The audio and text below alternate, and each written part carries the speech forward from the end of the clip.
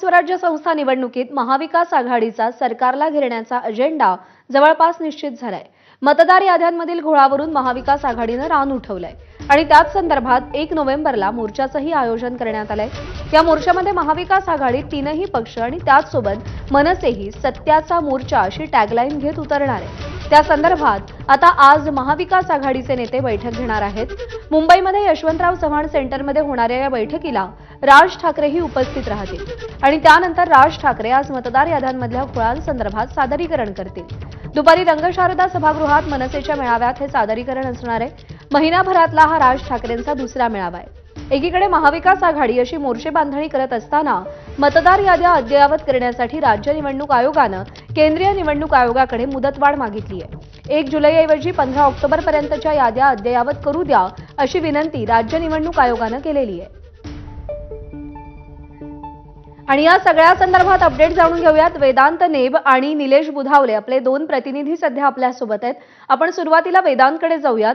वेदांत, आज महाविकास आघाडीची मीटिंग होतीये, बैठक होती आणि त्यासोबतच राज ठाकरे मतदार याद्यांमधल्या घोळांसंदर्भात सादरीकरण करणार आहेत।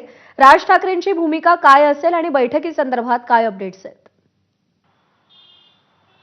ज्या प्रकारे आपण बघितलंय 1 नोव्हेंबरला दुपारी 1:30 वाजता हा सत्याचा मोर्चा निघणार आहे, ज्यामध्ये महाविकास आघाडीतील सर्व नेते, पदाधिकारी, कार्यकर्ते, त्यासोबतच मनसे अध्यक्ष राज ठाकरे, त्यासोबतच त्यांचे कार्यकर्ते, पदाधिकारी असणार आहेत। आणि या सगळ्या मोर्चाची रणनीती आजच्या या बैठकीमध्ये ठरवली जाणार आहे आणि राज्य निवडणूक आयोग आणि केंद्रीय निवडणूक आयोग या संदर्भात आपण पुढची नेमकी काय भूमिका घ्यायची, कारण आपण बघितलं सलग 2 दिवस बैठका या शिष्टमंडळाने घेतल्या, मात्र हवं तसं उत्तर राज्य निवडणूक आयोगाकडनं मिळालं नाही। आणि या सगळ्या नेत्यांचं असं म्हणणं आहे की टोलवाटोलवी राज्य निवडणूक आयोग आणि केंद्रीय निवडणूक आयोगाकडनं केली जाते।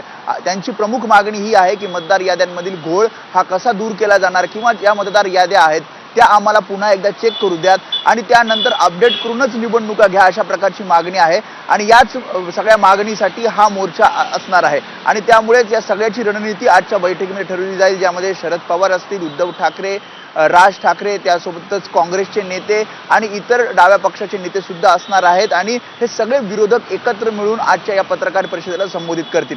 त्यानंतर म्हणजे सायंकाळी 5 वाजता मनसे अध्यक्ष राज ठाकरे रंगशारदा इथे सलग आता हा दुसरा मेळावा या महिन्यातला आहे। राज ठाकरे पुन्हा एकदा आपल्या पदाधिकाऱ्यांना संबोधित करणार आहेत आणि हे संबोधित करत असताना म्हणजे मागच्या वेळेस त्यांनी मतदार याद्यातील घोळ समोर आणला, मात्र यावेळी असं कळतंय की प्रेझेंटेशन सुद्धा दिलं जाणार आहे। आपण बघितलं ठाकरेंच्या शिवसेनेने सुद्धा म्हणजे आदित्य ठाकरेंनी प्रेझेंटेशन दिलं, अगदी आता राज ठाकरे सुद्धा मतदार याद्यातील घोळ पुन्हा एकदा समोर आणणार आहेत आणि या मतदार याद्यांचा घोळ समजून घेऊन पुढे निवडणुकीला कसं सामोरं जायचं याचं मार्गदर्शन सुद्धा आजच्या या मेळाव्यात राज ठाकरेंकडून केलं जाईल असं कळतंय। प्रज्ञा, बरोबर आहे। या सगळ्याकडे लक्ष